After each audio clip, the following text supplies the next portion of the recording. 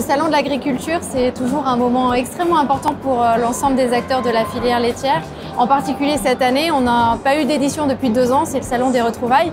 Et puis en plus en période à la fois électorale, en période où on se retrouve et où on a besoin aussi de retrouver le grand public, ça fait du bien.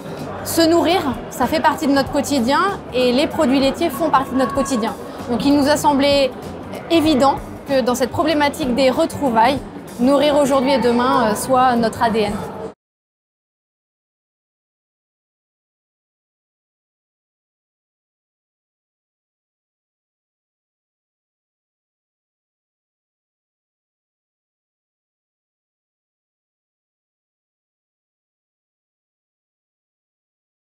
Nourrir aujourd'hui et demain, c'est essentiel.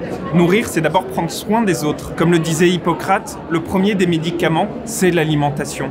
Et parfois, dans notre société, on a oublié cette valeur alimentaire. Les produits laitiers, on sait à quel point leur apport nutritionnel est absolument essentiel. Et donc, nourrir aujourd'hui et demain, c'est d'abord remettre au centre de la vision, y compris politique, cette valeur nutritionnelle. C'est aussi assurer notre souveraineté, la capacité que nous avons nous-mêmes à nourrir notre propre peuple, renouveler les générations, assurer la rémunération, faire face aux défis climatiques. C'est la thématique que veulent de toute façon les Français, de nos producteurs jusqu'aux consommateurs. Moi, quand j'ai commencé la cuisine il y a 30 ans, on ne nous parlait pas de saison.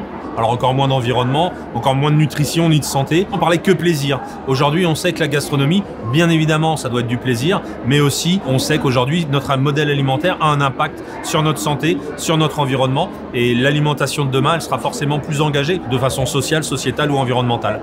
L'alimentation, c'est quelque chose de culturel.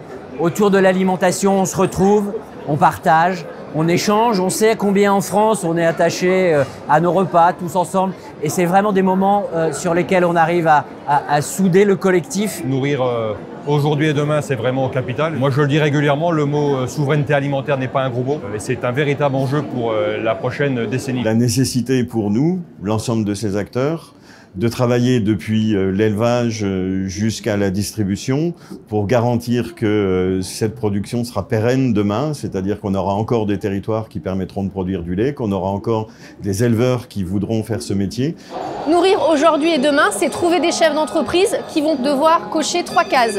C'est avoir des entreprises qui soient viables économiquement, faire la transition environnementale et surtout, trouver des équilibres de vie.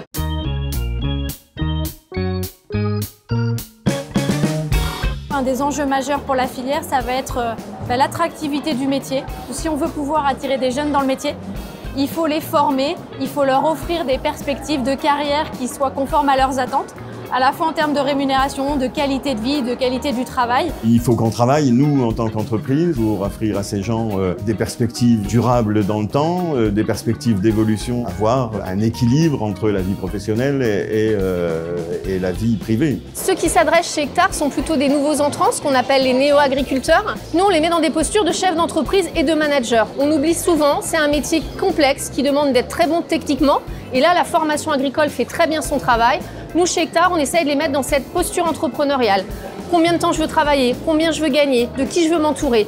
Et on voit aujourd'hui qu'il y a un énorme besoin de compétences, de management dans nos fermes. Ce qui m'intéresse plus comme notion dans Nourrir demain, c'est vraiment quelque chose qui est fondamental. C'est la juste rétribution de tous les opérateurs de la filière, y compris des éleveurs. Parce qu'aujourd'hui, on manque de personnes à la source, au renouvellement des générations chez les producteurs. On n'est pas des sauveurs en tant que crémier fromager, on est un des éléments qui vont les aider peut-être à progresser et à aller un petit peu mieux. On a un vrai effort à faire pour redonner de la fierté à ces métiers. La première chose, c'est peut-être d'inventer l'usine 2.0.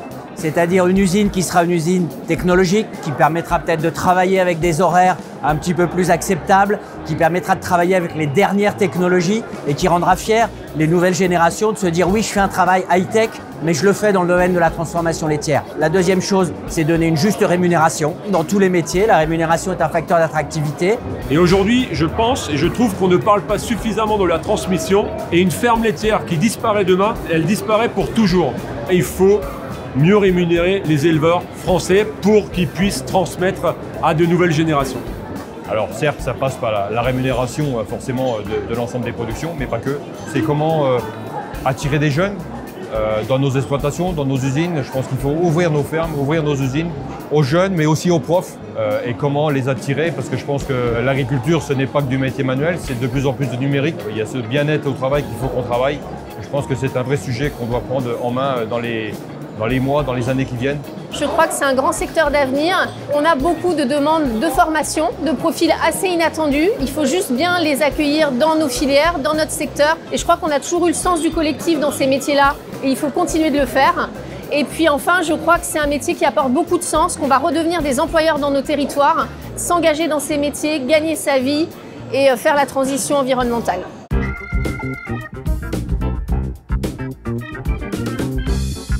Le plan de filière fin 2017 avait deux fondamentaux. Le premier, c'était comment recréer de la valeur dans la filière et mieux la répartir entre ses acteurs.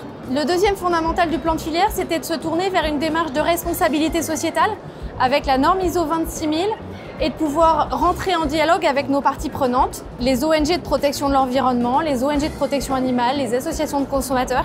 Finalement, cette meilleure connaissance réciproque des enjeux des uns et des autres nous a permis de pouvoir mettre en place des démarches de progrès qui, on l'espère, répondent au mieux aux attentes des consommateurs et des citoyens. On a de plus en plus de besoins autour des attentes sociétales et des attentes environnementales. On l'a vu par exemple avec la phase des confinements au moment du Covid, avec un retour dans les foyers des familles. On a eu besoin par exemple de produire avec des plus gros formats, des gros pots, des pots en papier qui prennent en compte aussi l'impact sur la planète. C'est avoir des recettes avec le moins d'ingrédients indésirables. C'est une nécessité pour perdurer dans ce métier d'innover, pas forcément en termes de recettes, mais également sur les emballages pour garantir demain que ces emballages seront plus durables, utiliseront moins de plastique, utiliseront moins de carton. Alors c'est des sujets qui sont énormément travaillés au sein de la coopérative. Les producteurs peuvent s'engager justement dans la réduction de leur impact carbone en captant effectivement du carbone dans les sols, en développant de la pâture,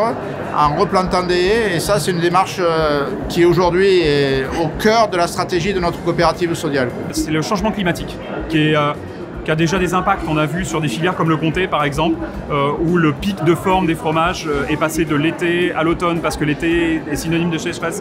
Donc il faut que les terroirs s'adaptent. On est en train de courir derrière ça. Ça, c'est un vrai gros enjeu.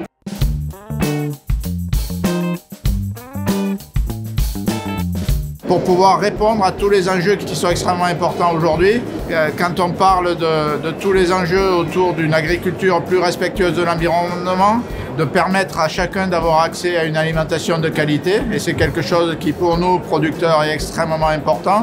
Tout ça a un coût et donc il faut qu'on crée ce lien producteur-consommateur pour qu'on ait justement la bonne définition de ce qu'est un prix équitable entre nous. Et donc je pense que cette notion-là, nous en tant que coopérative, en maîtrisant toute la chaîne de valeur, du pré dans lequel pâture la vache jusqu'à l'assiette du consommateur, on a capacité à créer ce dialogue-là et à répondre à cette demande-là. Il y a toute une synergie à trouver entre les filières qui va nous permettre au niveau de la filière laitière d'être beaucoup plus résilient et l'augmentation des charges. Et là, aujourd'hui, nous devons justement travailler sur cette augmentation des charges pour limiter les hausses que devrait subir le consommateur. On est conscient de tout ça, on y travaille et on a besoin bien sûr de nos collègues d'autres interprofessions. Il y a un vrai choix de société à faire sur la place de l'alimentation dans la vie des gens.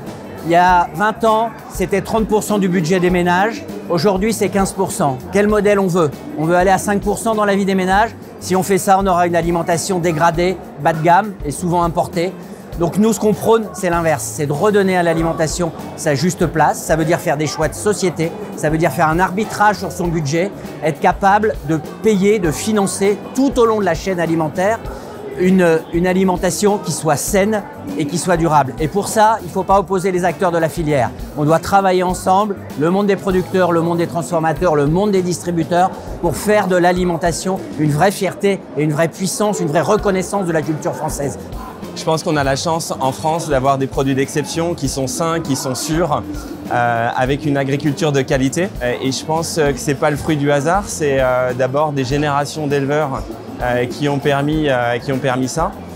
Et c'est aussi des industriels visionnaires et des distributeurs qui ont su s'adapter aux nouveaux besoins de nos consommateurs. La compétitivité, ça ne doit plus être un tabou, on peut en discuter sereinement avec l'ensemble des acteurs. Et elle passe par exemple par l'adaptation de nos outils industriels avec des lignes beaucoup plus flexibles. Mais elle peut passer aussi par la distribution logistique. Et l'innovation a une place essentielle parce que pour pouvoir être encore là demain, pour pouvoir à la fois mieux traiter les animaux, avoir des conditions de travail qui soient meilleures pour les éleveurs et de pouvoir utiliser au mieux les ressources naturelles qui sont les nôtres, et ben la recherche et l'innovation sont essentielles. Et c'est ce qui fera que la filière sera encore plus forte demain.